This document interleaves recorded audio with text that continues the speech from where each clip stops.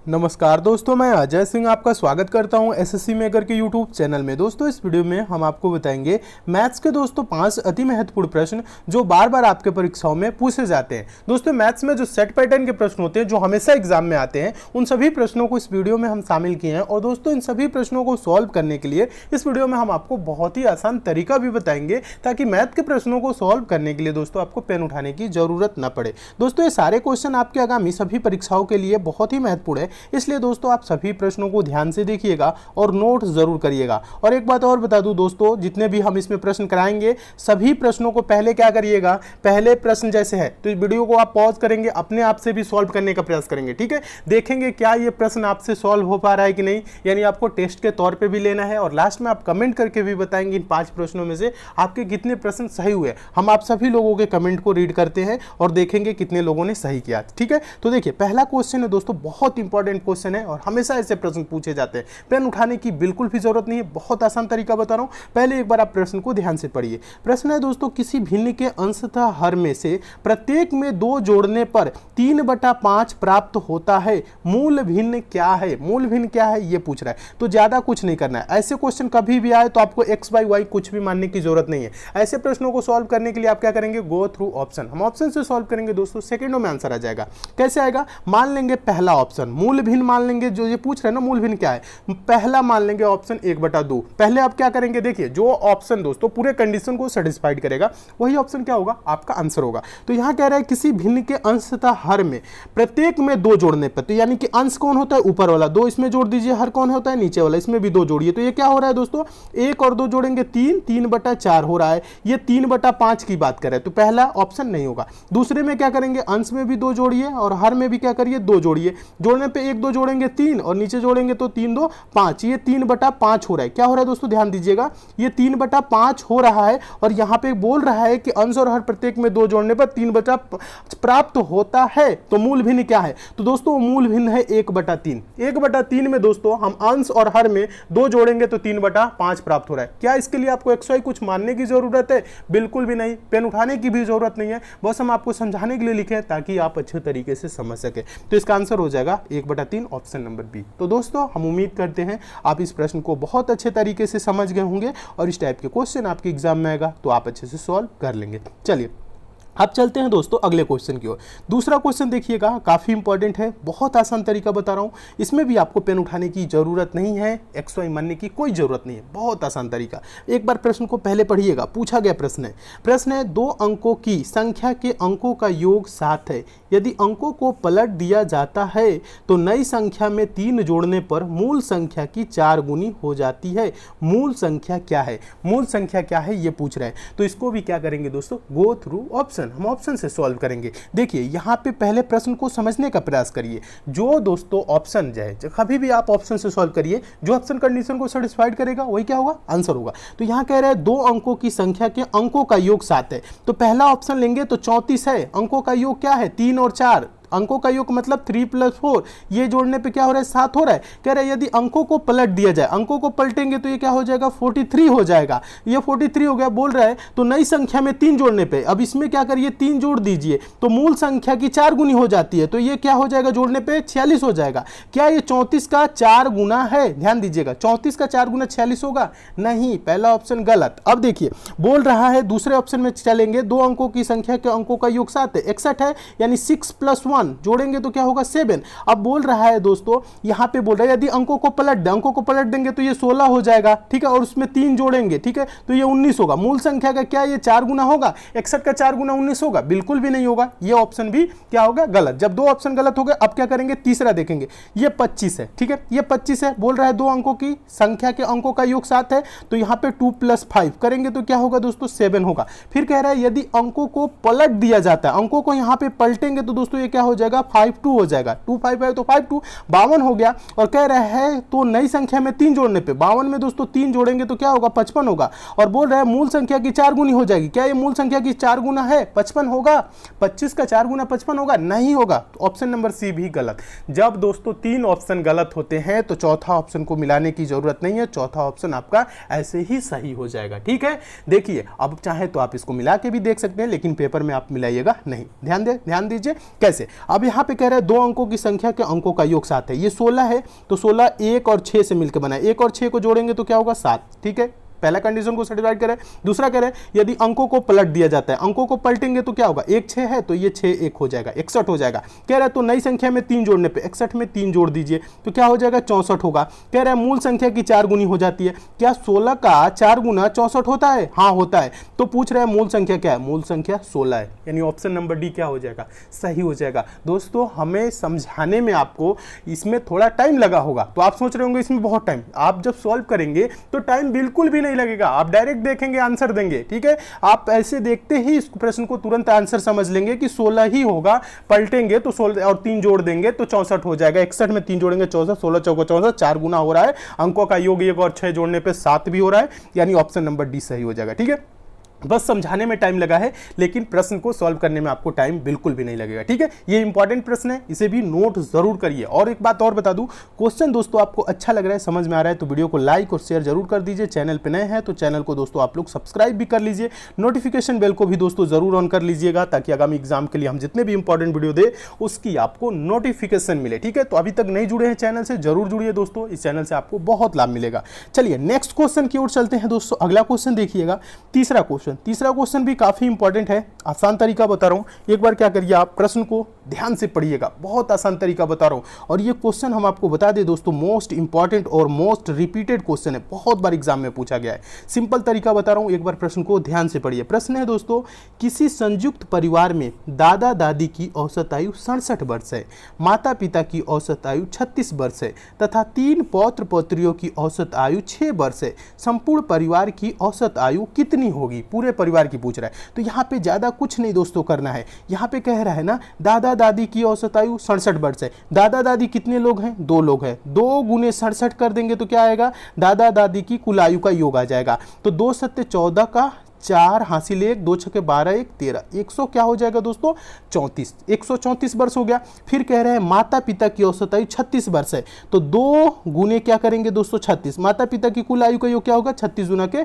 72 वर्ष हो गया। फिर कह रहा है दोस्तों 3, ध्यान दीजिएगा, सॉरी यहाँ कट गया है, यहाँ पे फिर से मैं लिख देता हूँ। देखिए दादा दादी हैं तो 2 गुने 67 बराबर क्या होगा दोस्तों 134, ठीक है, ये हो गया। फिर यहाँ पे कौन है दोस्तों, माता पिता है 36 वर्ष, 2 गुने क्या करेंगे, ये 67 है, ध्यान दीजिएगा, 2 गुने क्या कर देंगे दोस्तों 36, तो 36 गुना किनका हो गया 72। फिर यहाँ पे बोल रहा है दोस्तों 3 पौत्र पौत्रियों की औसत आयु 6 वर्ष है, कितने हैं 3 पौत्र पौत्री हैं और औसत आयु क्या है 6, तो 6 गुने 3 करेंगे तो क्या हो जाएगा 18। सब जोड़ लीजिए, ध्यान दीजिएगा जोड़ना कैसे, टोटल कितने लोग हैं, दादा दादी 2 लोग, माता पिता 2 लोग और 3 पौत्र पौत्री, 2 2 4 3 7 लोग हैं। ध्यान दीजिएगा यहाँ पे ये 7 है, 7 लोगों की टोटल आयु का योग क्या होगा दोस्तों, जोड़िए 4 2 6 8 6 14 का यहाँ पे हो जाएगा 4 हासिल 1, 7 3 10 11 12 के 2 हासिल 1 1 1 2, 224 वर्ष। कितने लोग हैं दोस्तों, 7 लोग हैं, टोटल आयु का योग 224। तो आप क्या करेंगे दोस्तों 224 को 7 से भाग करिए, ठीक है, 7 से भाग करेंगे तो ये कट जाएगा, 7 3 21 हो जाएगा, 14 7 दूना के 14, यानी टोटल आयु का योग क्या होगा संपूर्ण परिवार का 32 वर्ष होगा। देखिए 32 वर्ष किस ऑप्शन में है, देखेंगे ऑप्शन नंबर आपका बी में दिया है 32 वर्ष, तो ये आपका ऑप्शन नंबर बी दोस्तों क्या हो जाएगा, सही हो जाएगा। तो दोस्तों हम उम्मीद करते हैं आप इस प्रश्न को भी बहुत अच्छे तरीके से समझ गए होंगे और इस टाइप के भी क्वेश्चन आपके एग्जाम में आएगा तो आप अच्छे से सॉल्व कर लेंगे, ठीक है। अब चलिए दोस्तों नेक्स्ट क्वेश्चन की ओर चलते हैं। अगला क्वेश्चन देखिएगा, अगला क्वेश्चन आपका ये रहा चौथा क्वेश्चन बहुत इंपॉर्टेंट है, मोस्ट इंपॉर्टेंट और मोस्ट रिपीटेड क्वेश्चन है। और इस प्रश्न को दोस्तों, इस टाइप के प्रश्न हम आपको पहले भी कराए हैं, फॉर्मूला भी बताए हैं, अगर आपको फॉर्मूला याद होगा तो आप डायरेक्ट आंसर देंगे। देखिएगा अभी हम आपको फिर से बता रहे हैं क्योंकि पूछा गया प्रश्न है ये, और ऐसे प्रश्न हमेशा पूछे जाते हैं। नोट जरूर करिएगा, वीडियो को पॉज करके अपने आप से भी सॉल्व करने का प्रयास दोस्तों जरूर करिए। क्वेश्चन है दोस्तों 15,000 रुपए की राशि पर 2 वर्ष के लिए, देखिएगा 2 वर्ष के चक्रवृद्धि ब्याज और साधारण ब्याज के बीच 96 रुपए का अंतर है, वार्षिक ब्याज दर कितनी होगी। अब ध्यान दीजिए, ज्यादा कुछ नहीं करना है, 2 वर्ष के चक्रवृद्धि ब्याज और साधारण ब्याज के अंतर संबंधित प्रश्न कभी भी आएगा तो हम आपको एक फॉर्मूला बताए थे, क्या बताए थे, डी बराबर यानी डिफरेंस बराबर PR² अपान 100 का स्क्वायर, ये फॉर्मूला हम आपको बताए थे, याद भी होगा। अंतर कितना है दोस्तों 96 रुपए का, तो डी की जगह हम लिखेंगे क्या 96, ठीक है। और यहाँ पे P प्रिंसिपल क्या है 15,000, मूलधन क्या है दोस्तों, राशि क्या है 15,000, तो यहाँ पे P की जगह कर देंगे 15,000 रुपए, ठीक है। आर स्क्वायर है, यही वार्षिक ब्याज दर यानी आर रेट ऑफ इंटरेस्ट, यही तो पूछ रहा है, तो गुने हम कर देंगे आर स्क्वायर बटा क्या होगा दोस्तों 100 का स्क्वायर का मतलब क्या होगा 10,000, यही होगा ना 100 का मतलब। अब देखिए कटा लीजिए, 0 से 0 कट जाएगा, एक 0 और से एक 0 और, एक 0 और से एक 0 और, ठीक है। यहाँ पे इतना कट गया। अब देखिए ज़्यादा कुछ नहीं करना है, ये क्या होगा दोस्तों गुने में 10 चला जाएगा तो ये 900 क्या हो जाएगा दोस्तों 60 हो जाएगा, ध्यान दीजिएगा।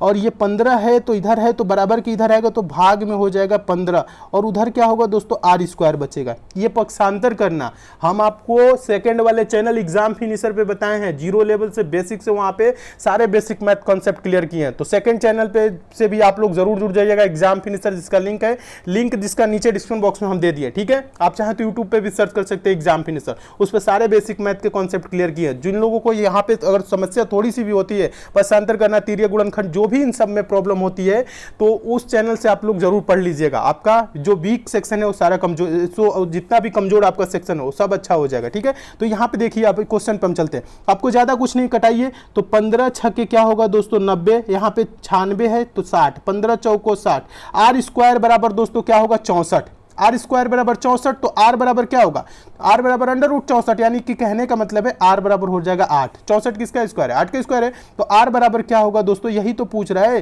कि ब्याज दर कितनी है, तो 8%, यही आंसर हो जाएगा। देखिए 8% किस ऑप्शन में है, तो देखेंगे ऑप्शन नंबर सी में है, तो आपका ऑप्शन नंबर सी दोस्तों क्या हो जाएगा, सही हो जाएगा। तो दोस्तों हम उम्मीद करते हैं आप इस प्रश्न को भी बहुत अच्छे तरीके से समझ गए होंगे, और इस टाइप के भी क्वेश्चन आपके एग्जाम में आएगा तो आप अच्छे से सॉल्व कर लेंगे। और ध्यान देने वाली ये बात है दोस्तों, आप इस फॉर्मूले को जरूर याद रखिएगा। फॉर्मूला क्या है दोस्तों, एक बार और यहाँ पे लिख देता हूँ साफ से, फॉर्मूला है दोस्तों डी बराबर पी आर स्क्वायर अपान 100 का स्क्वायर। इस फॉर्मूले को याद कर लीजिएगा। कभी भी दोस्तों 2 वर्ष के चक्रवृद्धि ब्याज और साधारण ब्याज के अंतर संबंधित प्रश्न आएगा तो यही फॉर्मूला लगाइएगा, ठीक है, आपका डायरेक्ट आंसर आएगा, ठीक है। चलिए अब चलते हैं दोस्तों नेक्स्ट क्वेश्चन की ओर।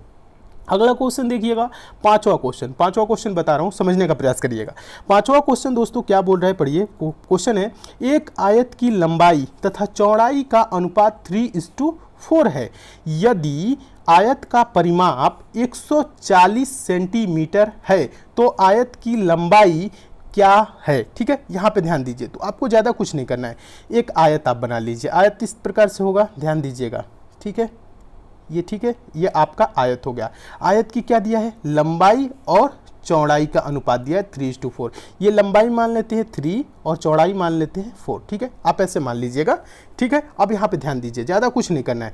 कह रहा है यदि आयत का परिमाप 140 सेंटीमीटर है, तो ये देखिए जब ये लंबाई 3 है तो इधर भी क्या होगा 3, ये चौड़ाई 4 है तो ये भी क्या होगा 4 यानी 4 होगा। अब परिमाप क्या होता है, परिमाप मतलब चारों भुजाओं का योग, ठीक है। यहाँ पे की परिमाप मतलब जितने भी भुजाएं हैं, ठीक है, इसमें 4 भुजाएं हैं, 3 भुजाएं त्रिभुज होगी तो तीनों भुजाओं का योग, ठीक है, इस प्रकार समझिएगा। तो आप इसमें रेशियो में ये दिया है ना 3:4, तो आप इसको करिए 3 क्या होगा 3 4 7 हो जाएगा, और ये 3 4 7 7 14, चारों को जोड़ेंगे तो क्या होगा दोस्तों 14 रेशियो। 14 रेशियो बराबर, ध्यान दीजिएगा यहाँ पे ये आपका 14 है, ठीक है।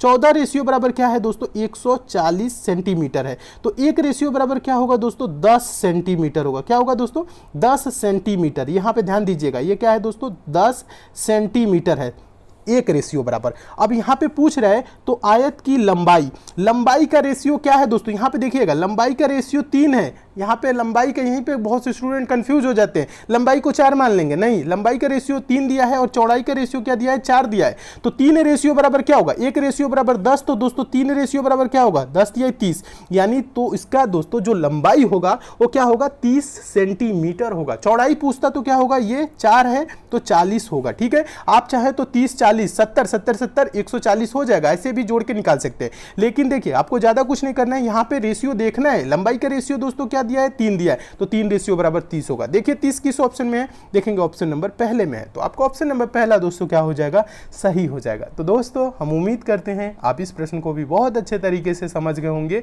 और इस टाइप के भी क्वेश्चन आपके एग्जाम में आएगा तो आप अच्छे से सॉल्व कर लेंगे। ठीक है, अब चलिए दोस्तों चलते हैं आगे, हम आपको और कुछ भी जानकारी देने वाले हैं, ध्यान दीजिएगा। एक बात और बता दूं दोस्तों, एसएससी मेकर के द्वारा एक स्पेशल ई बुक भी लॉन्च की गई है। ये ई बुक दोस्तों आपके आगामी एग्जाम के लिए बहुत ही इंपॉर्टेंट है, इसे एक बार लेके आप जरूर पढ़िए, आपके एग्जाम में इससे बहुत हेल्प मिलेगा। इसमें 1500 प्लस क्वेश्चन है दोस्तों, जो मोस्ट इंपॉर्टेंट क्वेश्चन है, जो मोस्ट रिपीटेड क्वेश्चन है, जो बार बार परीक्षाओं में पूछे जाते हैं, उन्हीं प्रश्नों को इस ई बुक में शामिल किया गया है। तो इसे एक बार दोस्तों आप लेकर अच्छे से पढ़ लेंगे तो आपका एग्जाम बहुत ही अच्छा जाएगा, क्योंकि इसमें सारे सिलेक्टेड क्वेश्चन ही है। ई बुक की कीमत मात्र 49 रुपीज है। इसी बुक को लेंगे कहां से, इसका लिंक दोस्तों हम नीचे डिस्क्रिप्शन बॉक्स में दे दिए हैं, लिंक पे क्लिक करके इसे जरूर डाउनलोड कर लीजिएगा। अगर आपको डाउनलोड या पेमेंट करने में किसी प्रकार की समस्या होती है तो दोस्तों एसएससी मेकर का कस्टमर केयर नंबर है 7080108555, आप इस नंबर पे कॉल करके बात भी कर सकते हैं। अब तक की दोस्तों ये बेस्ट ई बुक है, इसे एक बार लेके आप जरूर पढ़िए। दोस्तों अगर आप रेलवे एग्जाम की तैयारी कर रहे हैं तो रेलवे एग्जाम के लिए दोस्तों हम फ्री में क्रैश कोर्स भी चलाए थे। क्रैश कोर्स वाला वीडियो आपको कहां से मिलेगा हम आपको बता दें, आप एसएससी मेकर चैनल पे हैं, प्लेलिस्ट में जाएंगे तो रेलवे रीजनिंग क्रैश कोर्स के नाम से प्लेलिस्ट बना है जिसमें 38 वीडियोज है। रेलवे मैथ क्रैश कोर्स के नाम से भी प्लेलिस्ट बना है, इसमें भी 38 वीडियोज है।